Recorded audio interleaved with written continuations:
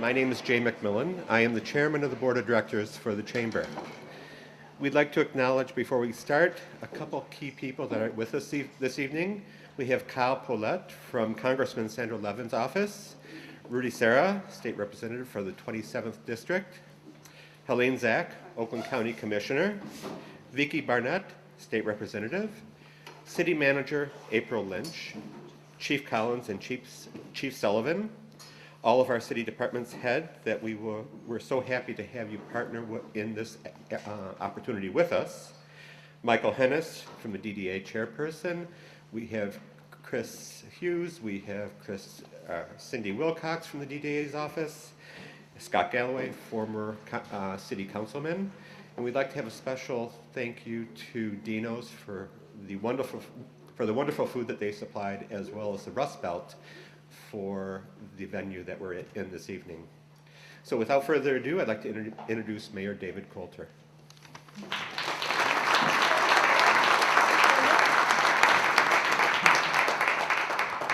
Well, good evening, everybody. Thank you, Jay. I really appreciate that introduction, and I want to thank Rust Belt for hosting us here at this wonderful venue. It is certainly worthy of all the attention that they've been getting. Chris Best and his wife Tiffany are the owners, if you don't know that, and they've really created something I think very special and unique in our city. And creating this event space has made it even more of a valuable asset in our town. I encourage you to consider it for events and parties and other things. And yes, that's a shameless plug for one of our Ferndale businesses. I want to thank, of course, Jay, Jennifer, and all the people from the Ferndale Chamber. They're the ones who sponsor this event today. This would not be possible without them.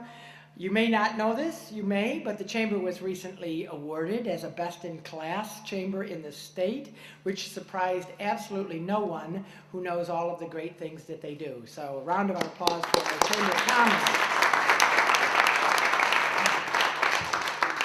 I also want to recognize our City Council. Councilwoman Piana is here. Councilman Dan Martin is here. Mayor Pro Tem Dan Martin, in fact. Councilman Mike Lennon is here. Raise your hand, Mike. I know you're here somewhere. There you are, right next to Dan. And Councilman Greg Pollica, who's not feeling well, was not able to join us here. You know, in many ways, we are 5 very different people up on council. But together, I'm proud to say that we have really just one agenda in mind, and that is what's best for the city. And so I am proud to call those folks my colleagues and my friends. Finally, I would like to thank all of the city staff who came out today. Ferndale is really blessed with some hardworking and creative employees, and our residents can rest assured that the day-to-day operations of our city, under the very able management of City Manager April Lynch, is in very good and capable hands. So thank you for the staff for being here. So speaking of the staff and our city operations, let me just give you an overview of some of the accomplishments related to city operations over the last year since we met at the last State of the City address. And I guess it's appropriate that I should start with DPW, considering that we've had 7 snow emergencies so far this season, and looked like we might have an 8th one this morning, but fortunately we averted that. You know, our DPW employees have just been working like they've never been asked to work before. They've plowed our 80 miles of roads, and get this, we've used 5,400 tons of salt this year, which is 175% greater than normal. We are literally out of salt in Ferndale, so no more snowstorms. And it's not just the street plowing. As a result of the extreme weather, water main breaks and service leaks were more frequent this year. We even had 11 frozen water service lines, which nobody at DPW can ever remember happening before. They have truly been through a monumental season. But I'm proud to say that even with all of those challenges, DPW is actually saving money overall because of 2 pilot programs, one for tree management and one for pavement repair, that together have the potential to save our city $500,000 annually in contractor costs. Lloyd Curitin and the entire DPW crew deserve a round of applause.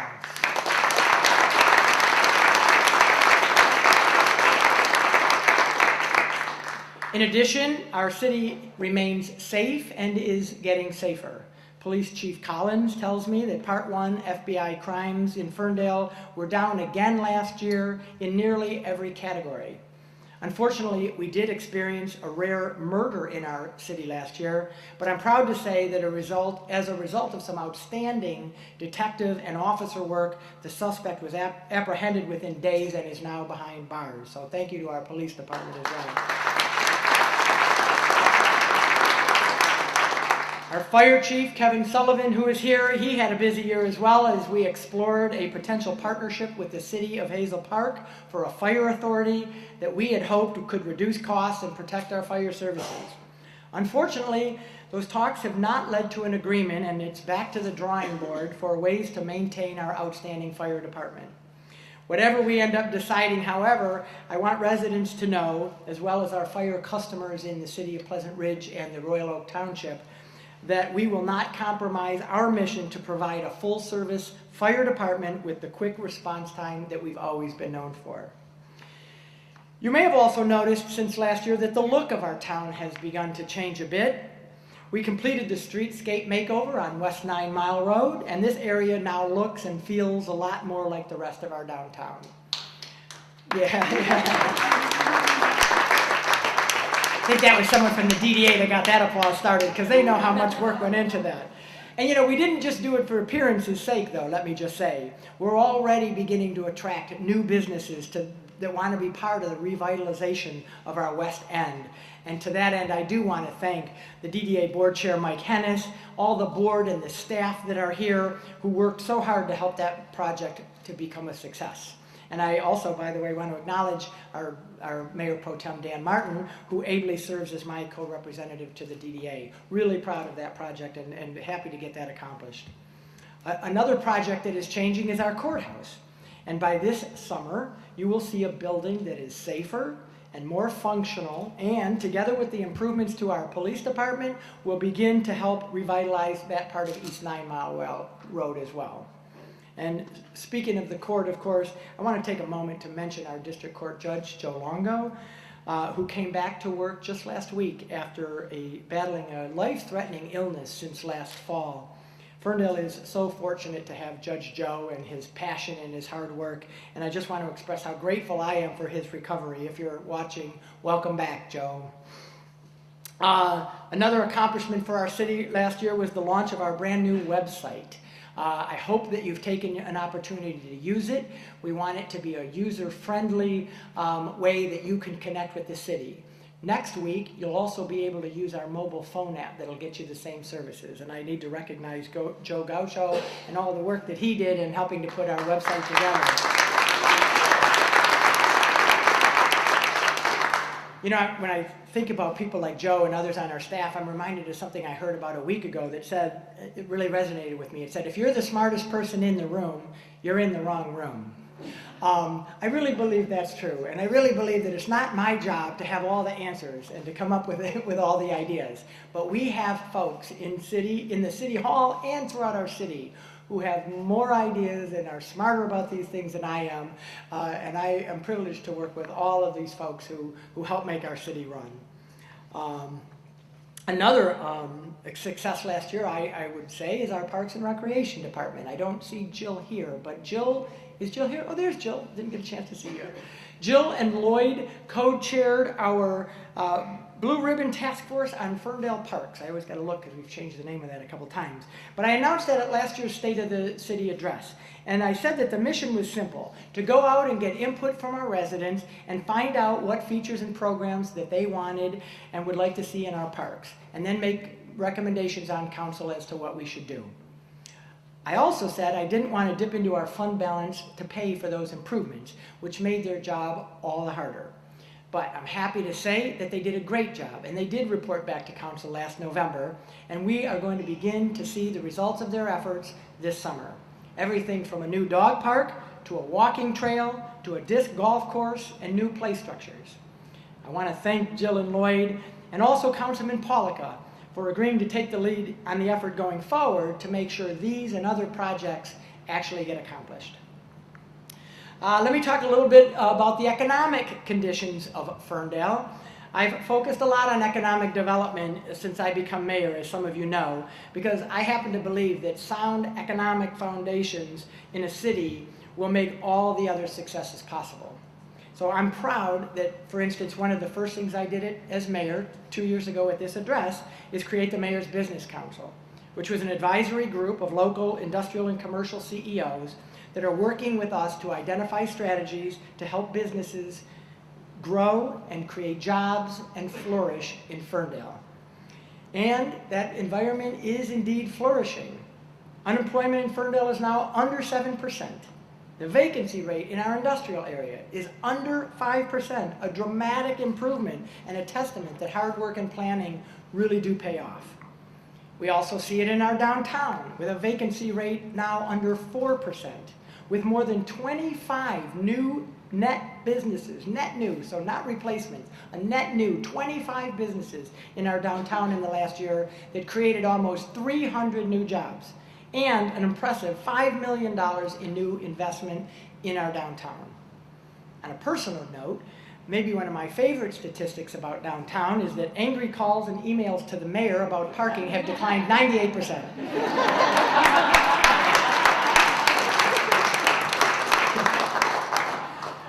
Finally, we see that prosperity in our residential areas as well, with housing values rising again, vacancies lower than they were before the Great Recession. We've actually had about 15 new housing starts, which may not sound like a lot, but we've had more in the last 12 months than we have in the last 6 years. And we have the possibility to add another 15 to 25 new homes next year with a development on our DPW storage yard. So let me give you one specific example of why I'm so encouraged about where our economy is headed in Ferndale. Our largest piece of industrial property in the entire city is 965 Wanda.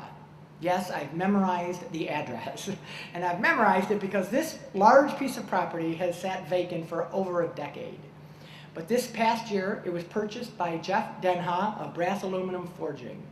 And he brought this blighted, vacant, and contaminated building back to life and back to the tax rolls. After an almost $1 million investment from Jeff and a $400,000 from our revolving loan fund, this company has created a $15 million in direct and indirect investment in that site. And they've created a space that has allowed 2 other Ferndale businesses, Allied Printing and Vodka and Valentine Distilleries, to expand in that space so that they're able to stay in our city as well. Oh, and they've helped keep or create nearly 100 jobs in that space. This is the kind of example I think that speaks for itself and should give our residents confidence that we are meeting the economic challenges that we've been faced with.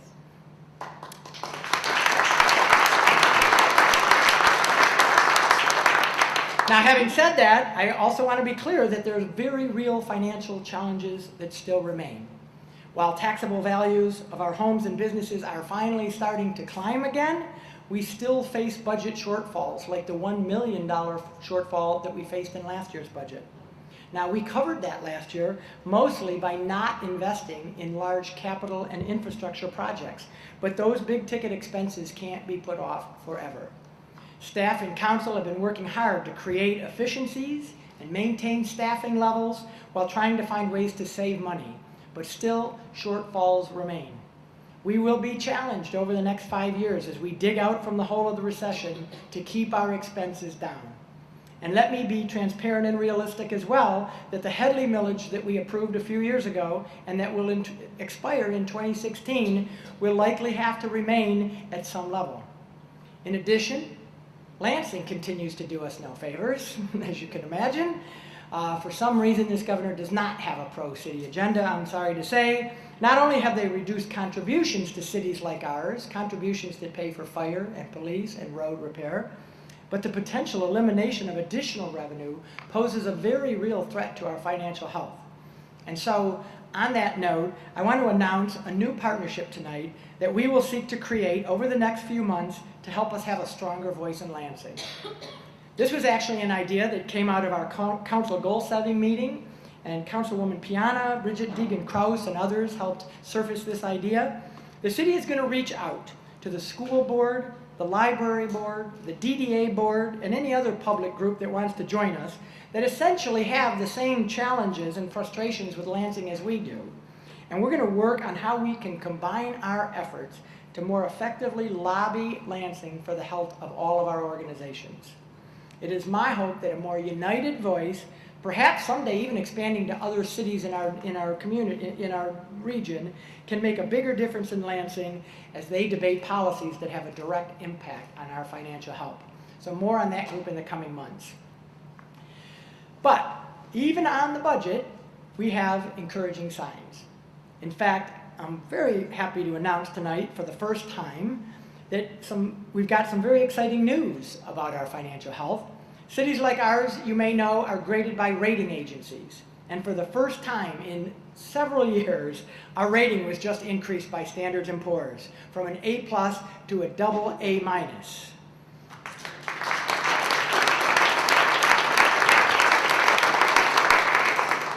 After analyzing our budget, Standards & Poor's said that our financial performance was strong and it has the ability to be even stronger. Our goal remains a AAA bond rating. A higher rating means the city can borrow money at a lower cost, but more importantly, it's an external seal of approval that what we've done to keep our budget sound is being recognized. It's a big deal, and I want to thank all of our staff for their many ways, large and small, that they've worked to keep our budget balanced and healthy. So, given all of this, you may not be surprised to hear that I believe the state of our city is strong, it's still challenged, and it's constantly changing. And it's that change I'd like to talk just a little bit more about now. I'm reminded of a story from Ferndale's history. I've been told, and I'm not sure I have all the details right, but I've been told that the very first elected city council in Ferndale was voted out of office just a year later because they didn't work fast enough to get the roads improved. Now, I just got reelected last year myself, so please don't think I'm trying to give anybody any crazy ideas. But the fact remains that the moral of this story for me is that it's not as important about what you did in the past, but it's important what you're doing now and what you're doing to plan for the future. We cannot take our future success for granted just because we've been successful in the past. This is going to be critical for us moving forward. So, City Council and I have been working hard to make sure things aren't just working well today, but that we're building a solid foundation for our future. We may not be in office 20 years from now. Well, Mike Lennon might be. But we will ultimately be judged on what we did today to help plan for 2035. So, what do we need to do to be ready? Well, 2 years ago in this speech, I shared the fact that economists have said the future will be won by cities that can attract entrepreneurs and young people, the so-called millennials. These are the people who will raise the families and start the businesses of the future. And they're looking for places now that encourage their creativity and that reflect their values. Speaking of Ferndale values, by the way, I should mention I was honored to be able to perform the first ever same-sex marriages in our history on Saturday.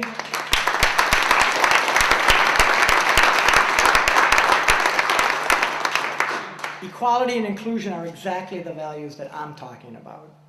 So all of these things, I believe, make Ferndale well-positioned to attract these millennials. And we've already done a lot to try to attract them already.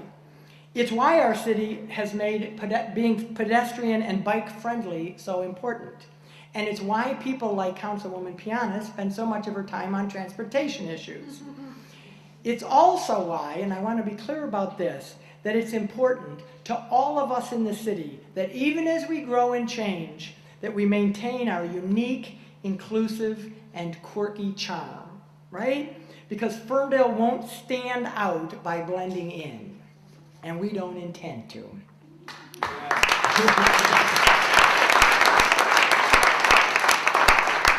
So I want to talk about a major and, I believe, exciting development that has the potential to transform our city and further position us for the future.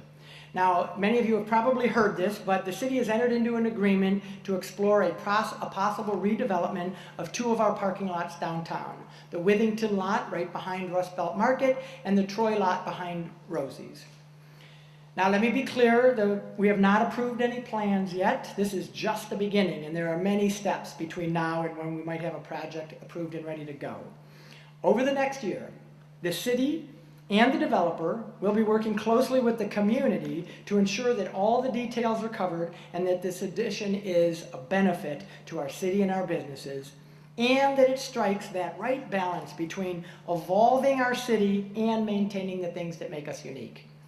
But I believe the potential that this project offers is enormous. This mixed-use development, in my mind, offers 3 outstanding potential benefits for our city. Number 1, it provides relief from a parking problem that the city has been dealing with for well over a decade.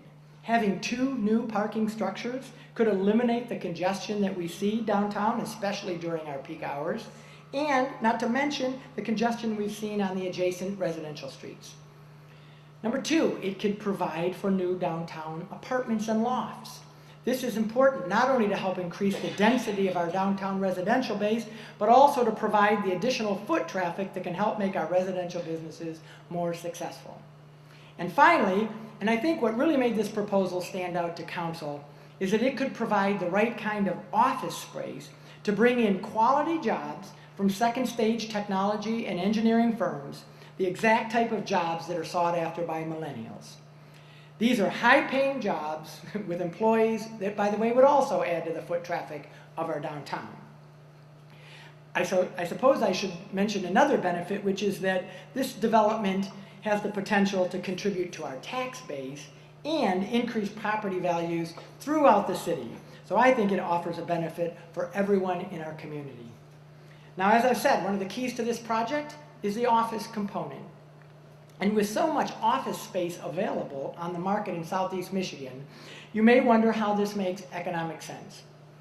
And if this were typical Class A office space, it might not make economic sense, to be honest, but we're exploring something very different than that, something that frankly doesn't exist yet in this region.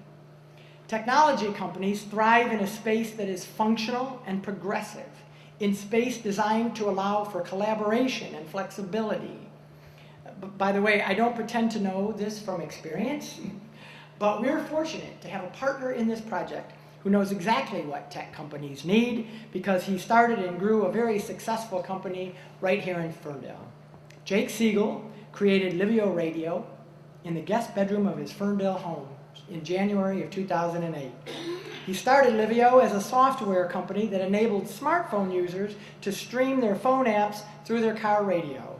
A simple, very useful idea. Today, Livio is still here on Hilton Road, I'm proud to say. It has a staff of 12 engineers and software developers and plans to add another 6 people later this year. Jake is a Ferndale success story, and he doesn't just work here, he and his wife also live here. He's a perfect example of the type of creative and entrepreneurial people who reflect the next generation of our city. Jake has been personally successful here, but he's also convinced there's a market for other tech companies that are looking for the right place to outside of Silicon Valley and New York City, and he's convinced that his colleagues in the industry will think that Ferndale is that place. Frankly, we're about to find out if he's right. But I know this, as I said, I'm not a tech guy, I'm not even a millennial, but all I can do is to create the conditions that make it right for this kind of growth. It's going to take the Jake Siegels of the world to take that potential and turn it into something special for our city. Jake is here. Jake is, raise your hand, there is Jake Siegel.